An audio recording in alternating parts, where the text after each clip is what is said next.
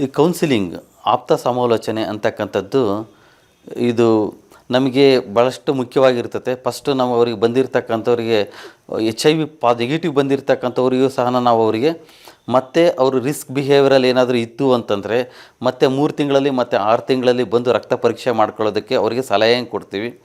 ಮತ್ತು high risk behaviour ಇರ್ತಕ್ಕಂಥವರಿಗೆ ನಾವು ಅವರಿಗೆ every day is not Sunday ಅಂತಕ್ಕಂಥದ್ದು ಹೇಳ್ತೀವಿ ಅವರಿಗೆ. ಮತ್ತು ಈ ರೀತಿಯಾದ ರಿಸ್ಕ್ ತೊಗೊಳ್ಬಾರ್ದು.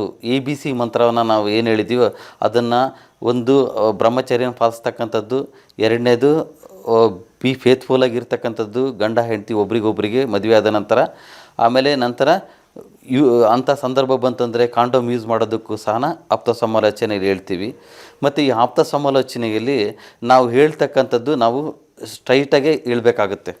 ಏನಕ್ಕಂತಂದ್ರೆ ನಮಗೆ ಒಂದು PHCಯಲ್ಲಿ ಒಂದು ನಡೆದಿರ್ತಕ್ಕಂಥ ಒಂದು ಸಣ್ಣ ಘಟನೆಯನ್ನು ಹೇಳ್ತೀನಿ. ನಮಗೆ ಒಬ್ಬರು ಡಾಕ್ಟ್ರ್ ಹೇಳ್ತಾರೆ, ನೀವು ಕಾಂಡೋಮ್ ಯೂಸ್ ಮಾಡಬೇಕು ಫ್ಯಾಮಿಲಿ ಪ್ಲ್ಯಾನಿಂಗೋಸ್ಕರ ಅಂತ ಹೇಳ್ತಾರೆ. ಆ ಒಂದು ಸಂದರ್ಭದಲ್ಲಿ ಆಯಿತು ಅಂತೇಳಿ ಒಪ್ಕೊಂಡು ತಿರ್ಗಾ ಪ್ರೆಗ್ನೆಂಟ್ ಮಾಡ್ಕೊಂಬರ್ತಾರೆ.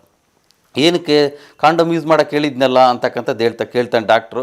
ಅವ್ರು ಎಷ್ಟು ಮುಗ್ಧವಾಗಿ ಆನ್ಸರ್ ಕೊಡ್ತಾರೆ ಅಂತಂದರೆ, ಸರ್ ಕಾಂಡೋಮ್ ಯೂಸ್ ಮಾಡಿದ್ದೆ. ಯಾವ ರೀತಿಯಾಗಿ ಯೂಸ್ ಮಾಡಿದ್ದೆ ಅಂತ ಕೇಳಿದ್ದಕ್ಕೆ, ಸರ್ ಕಾಂಡೋಮ್ ಕೈಗೆ ಹಾಕ್ಕೊಂಡು ಯೂಸ್ ಮಾಡಿದ್ದೆ ಅಂತಕ್ಕಂಥದ್ದು ಉತ್ತರ ಬರುತ್ತೆ. ಅಂದರೆ ಅವರಲ್ಲಿ ನಮಗೆ ಏನಾಗುತ್ತೆ ಅಂದರೆ, ಕೆಲವು ಸುಮಾರು ಜನಕ್ಕೆ, ನಮ್ಮ ಭಾರತದ ಜನಕ್ಕೆ ಶಿಕ್ಷಣದ ಕೊರತೆ ಇರ್ತತೆ, ಜ್ಞಾನದ ಕೊರತೆ ಇರ್ತತೆ.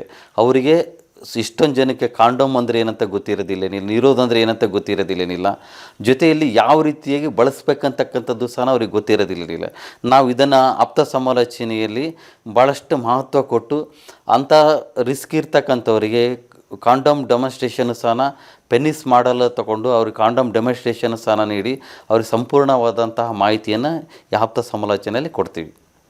ಇದಾದ ನಂತರ ಬೇರೆ ಬೇರೆ ರೀತಿಯಂತಹ ಪಾಸಿಟಿವ್ ಬಂದಿರತಕ್ಕಂಥವ್ರಿಗೆ ಅದರಲ್ಲಿ ಡಿಸ್ಕಾರ್ಡೆಂಟು ಮತ್ತು ಕನ್ಕಾರ್ಡೆಂಟ್ ಕಪಲ್ಸ್ ಅಂತ ಕರೀತಾರೆ.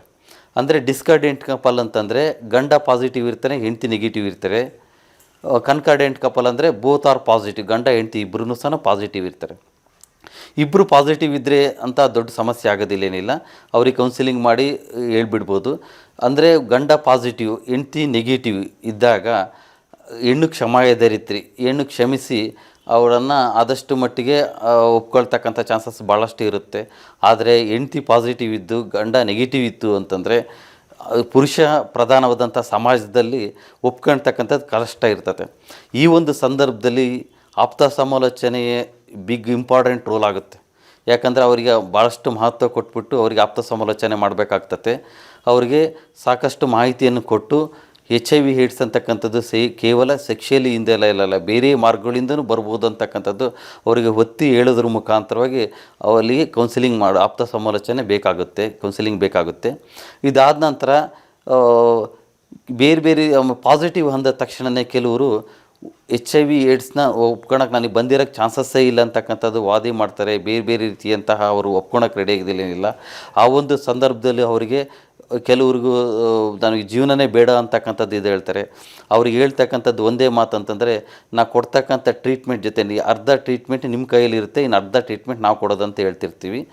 ಒಂದು ಫಸ್ಟು ಅವರಿಗೆ ನಾ ಕೊಡ್ತಕ್ಕಂಥ ಟ್ಯಾಬ್ಲೆಟ್ಸ್ನ ಕರೆಕ್ಟಾಗಿ ತೊಗೊಳ್ತಕ್ಕಂಥದ್ದು, ದಿನ ಟ್ಯಾಬ್ಲೆಟ್ಸು ಲೈಫ್ ಲಾಂಗ್ ತೊಗೊಳ್ಬೇಕು. ಆಮೇಲೆ ಜೊತೆಲಿ ನಾವು ತೊಗೊಳ್ತಕ್ಕಂಥ ಟ್ಯಾಬ್ಲೆಟ್ಸ್ ಜೊತೆಯಲ್ಲಿ ಈ ಕೊಡ್ತಕ್ಕಂಥ ಟ್ಯಾಬ್ಲೆಟ್ಸ್ ಆ್ಯಂಟಿವೈರಲ್ ಡ್ರಗ್ಸ್ ಇರುತ್ತೆ, ತುಂಬ ಸ್ಟ್ರಾಂಗ್ ಇರುತ್ತೆ. ಅದ್ರ ಜೊತೆಯಲ್ಲಿ ಚೆನ್ನಾಗಿ ಊಟ ಮಾಡಬೇಕು. ಹಣ್ಣು ಹಂಪಲು ತರಕಾರಿ ಸೊಪ್ಪು ಮೊಳಕೆ ಕಟ್ಟಿದ್ದು ಎಲ್ಲ ತಿನ್ನಬೇಕು. ಬೇರೆ ಬೇರೆದು ಈ ಎಲ್ಲ ಆಹಾರವನ್ನು ತಿನ್ನಬೇಕು ಅಂತಕ್ಕಂಥದ್ದು ಹೇಳೋದ್ರ ಜೊತೆಯಲ್ಲಿ ಅವರಿಗೆ ಮತ್ತು ಚಿಂತೆ ಮಾಡಬಾರ್ದು. ಚಿಂತೆಗೂ ಒಂದು 0 ಮಾತ್ರ ವ್ಯತ್ಯಾಸ ಇರುತ್ತೆ. ಇಷ್ಟೊಂದು ಜನ ಏನು ಮಾಡ್ತಾರೆ ಅಂದರೆ HIV ಬಂತಲ್ಲ ಅಂತಲೇ ಕೊರಿಗೆನೇ ತೊಂದರೆ ತಂದ್ಕೊತಾರೆ. ಆ ರೀತಿಯಾಗೂ ಆಗಬಾರ್ದು. ಆಮೇಲೆ ಕೆಲವರಿಗೆ ದುರಾಭ್ಯಾಸಗಳಿರ್ತತೆ, ಸ್ಮೋಕು, ಡ್ರಿಂಕ್ಸು ಮತ್ತು ಗುಟ್ಕಾ ಹಾಕೋದು, ಬೇರೆ ಬೇರೆ ದುರಾಭ್ಯಾಸ ಇರ್ತತೆ.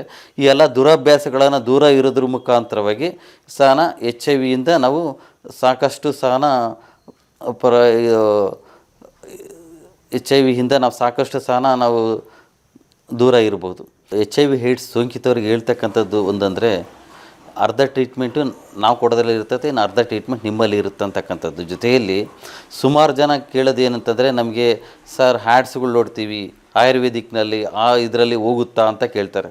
ಖಂಡಿತವಾಗ್ಲೂ ಹೋಗೋದೇ ಏನಿಲ್ಲ.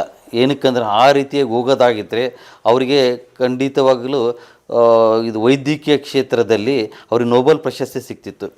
ಯಾವುದೇ ಕಾರಣಕ್ಕೂ ಆ ರೀತಿ ಆಗೋದಿಲ್ಲೇನಿಲ್ಲ. ನಮ್ಮ ಬಾಡಿಯಲ್ಲಿರ್ತಕ್ಕಂಥ ರೋಗನಿರೋಧಕ ಶಕ್ತಿನ ಕಡಿಮೆ ರೋಗನಿರೋಧಕ ಶಕ್ತಿನ ಜಾಸ್ತಿ ಮಾಡ್ಬೋದು.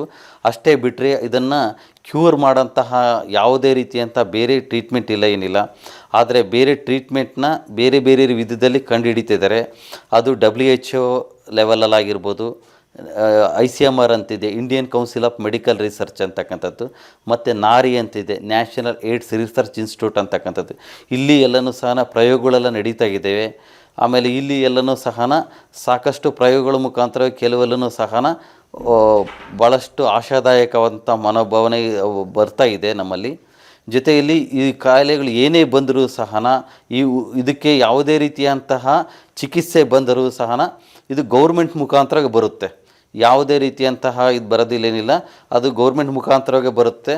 ನಮ್ಮ ಭಾರತ ಸರ್ಕಾರ ನ್ಯಾಷನಲ್ ಏಡ್ ಕಂಟ್ರೋಲ್ ಆರ್ಗನೈಸೇಷನ್ ಅಂತಕ್ಕಂಥದ್ದು 2030ಕ್ಕೆ HIV ಜೀರೋಕ್ಕೆ ತರಬೇಕಂತ ಒಂದು ಸಂಕಲ್ಪ ಮಾಡಿದೆ.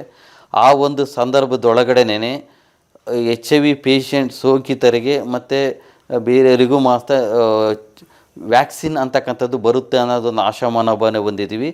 ಆಮೇಲೆ HIV ಏಡ್ಸನ್ನು ಕ್ಯೂರ್ ಮಾಡತಕ್ಕಂಥ ಚಿಕಿತ್ಸೆನೂ ಸಾಕಷ್ಟು ಶೀಘ್ರದಲ್ಲೇ ಬರ್ತದೆ ಅಂತಕ್ಕಂಥದ್ದು ಆಶಾ ಮನೋಭಾವನೆ ನಮ್ಮೆಲ್ಲನೂ ಸಹ ಇದೆ.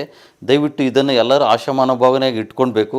ಆದರೆ ಯಾರೂ ಸಹ ಬೇರೆ ಬೇರೆ ಮಾರ್ಗಗಳಲ್ಲಿ ನಾವು ಚಿಕಿತ್ಸೆ ತೊಗೊಳ್ತೀವಿ ಅಂತೇಳ್ಬಿಟ್ಟು ಈ ಚಿಕಿತ್ಸೆಯನ್ನು ಬಿಟ್ಬಿಟ್ಟು ಮತ್ತು ಜೊತೆಯಲ್ಲಿ ತಗೊಂಡು ಬೇರೆ ಬೇರೆ ಸೈಡ್ ಎಫೆಕ್ಟ್ಗಳನ್ನು ಆಗಿ ದಯವಿಟ್ಟು ಯಾರೂ ಸಹ ನೀವು ತೊಂದರೆನೇ ತೆಗೆದುಕೊಳ್ಬಾರ್ದು.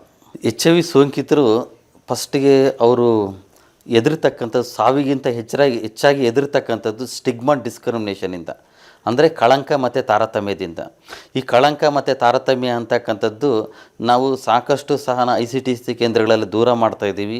ಜೊತೆಯಲ್ಲಿ ಅವರಿಗೆ ಆತ್ಮಸ್ಥೈರ್ಯವನ್ನು ತುಂಬತಕ್ಕಂಥ ಕೆಲಸವನ್ನು ಮಾಡ್ತಾಯಿದ್ದೀವಿ. ಅವರಿಗೆ ಹೇಳ್ತಕ್ಕಂಥದ್ದು ಏನಂದರೆ, ನಿಮ್ಮ ಕಾಯಿಲೆ ನಾನು ಹೇಳಿದ್ದೀನಲ್ಲ, 4 ಮಾರ್ಗಗಳು ಹೇಳಿದ್ದೀನಲ್ಲ, ಅಂದರೆ ಕರೆಕ್ಟಾಗಿ ಟ್ರೀಟ್ಮೆಂಟ್ ತೊಗೊಳ್ಬೇಕು, ಹ್ಯಾಬಿಟ್ಸ್ ಇರಬಾರ್ದು, ಚಿಂತೆ ಮಾಡಬಾರ್ದು, life long HIV ART tablets ಅಂತ ತಗೊಳ್ತಕ್ಕಂಥದ್ದು, ಮತ್ತು ಉತ್ತಮವಾದಂಥ ಆಹಾರವನ್ನು ತೆಗೆದುಕೊಳ್ತಕ್ಕಂಥದ್ದು, ಚಿಂತೆಯಿಂದ ದೂರ ಇರತಕ್ಕಂಥದ್ದು, ಮತ್ತು ದುಶ್ಚಟಗಳಿಂದ ದೂರ ಇರೋದ್ರ ಮುಖಾಂತರವಾಗಿ ನಮ್ಮ ಜೀವನವನ್ನು ಸಾಕಷ್ಟು ಉತ್ತಮಪಡಿಸ್ಕೊಳ್ಬೋದು. ಆಮೇಲೆ ಕೆಲವು ಪೇಷಂಟ್ಗಳಿಗೆ, ಸರ್ ನಾವು ಎಷ್ಟು ದಿವಸ ಬದುಕ್ಬೋದು ಸರ್ ಅಂತ ಕೇಳ್ತಾ ಇರ್ತಾರೆ. ನಾವು ಅವ್ರಿಗೆ ಹೇಳ್ತಾ ಇದ್ದೀವಿ, ಸುಮಾರು 20-25 ವರ್ಷಗಳಿಂದನೂ ಸಹ ಈ ಚಿಕಿತ್ಸೆಯನ್ನು ಪಡ್ಕೊಂಡು ಆರೋಗ್ಯವಾಗಿ ಇರ್ತಾರೆ ಅಂತಕ್ಕಂಥದ್ದು ಸಹ ಅವರಿಗೆ ಉದಾಹರಣೆಗಳ ಮುಖಾಂತರವಾಗಿ, ಮತ್ತು ಜೊತೆಯಲ್ಲಿ ನಾವು ART ಪೇಷಂಟ್ಗಳನ್ನು ಅವರು ART ಸೆಂಟ್ರ್ಗಳಲ್ಲಿ ನಾವು ಸಾಕಷ್ಟು ಸಹ ನೋಡ್ತಾ ಇರ್ತಾರೆ. ಅವರಿಗೆ ನಾವು ಕೆಲವರಿಗೆ ಭರವಸೆಯನ್ನು ಕೊಡ್ತಾ ಇರ್ತೀನಿ, ಏನಂದರೆ ನೋಡಿ, ಉತ್ತಮವಾದಂಥ ನಾವು ಯಾವ ರೀತಿ ಹೇಳಿದ್ದೀವೋ ಆ ರೀತಿ ಸಲಹೆ ಕೊಟ್ಟಿದ್ದೀವೋ ಅವನ್ನು ಪಾಲಿಸಿದರೆ ನೀವು ಜಸ್ಟ್ ಚಾಪ ಕಾಗದ ತೊಗೊಂಬರ್ರಿ, ನಾವು ಬರ್ಕೊಡ್ತೀವಿ ಅಂತಕ್ಕಂಥದ್ದು ಗ್ಯಾರಂಟಿಯನ್ನು ಕೊಡ್ತೀವಿ. ಅಂದರೆ ನಾವು ಅವರು ಚಾಪ ಕಾಗದ ತರಲಿಲ್ಲ, ನಾವು ಬರ್ಕೊಡ್ಲಿಲ್ಲ, ಆದರೂ ಸಹ ನಾವು ಅವ್ರಿಗೆ ಅಷ್ಟು ಗ್ಯಾರಂಟಿ ಕೊಡ್ತೀವಿ. ಯಾಕಂದರೆ ನಾವು ಸಾಕಷ್ಟು ಸಹ ಕೇಸುಗಳನ್ನು ನೋಡಿದ್ದೀವಿ. ಸುಮಾರು 20-25 ವರ್ಷದಿಂದನೂ ಸಹ ಚಿಕಿತ್ಸೆ ಪಡೀತಿದ್ದಾರೆ, ಅವರ ಆರೋಗ್ಯವಿದ್ದಾರೆ, ಅವ್ರ ಕುಟುಂಬನೂ ಸಹ ಆರೋಗ್ಯವಿದೆ, ಅವ್ರ ಮಕ್ಕಳೂ ಸಹ ಆರೋಗ್ಯ ಇದೆ. ನಾವು ಕೇಳ್ತಕ್ಕಂಥದ್ದು, ಸಹ ನಾವು ಎಷ್ಟು ದಿವಸ ಬದುಕ್ಬೋದು ಅಂದರೆ ಅವ್ರಿಗೆ ಹೇಳ್ತಕ್ಕಂಥದ್ದು ಅಂದರೆ, ನೀವು ಮಕ್ಕಳದ್ದು ಮದುವೆನೂ ಮಾಡ್ತೀರಾ, ಖಂಡಿತ ಮೊಮ್ಮಕ್ಕಳನ್ನು ನೋಡ್ತೀರಾ, ನೀವು ಸುಖವಾಗಿ ಇರ್ತೀರಿ ಅಂತಕ್ಕಂಥದ್ದು ಅವ್ರಿಗೆ ಹೇಳೋದ್ರ ಮುಖಾಂತರ ಅವರಿಗೆ ಭರವಸೆಯನ್ನು ಮೂಡಿಸ್ತೀವಿ.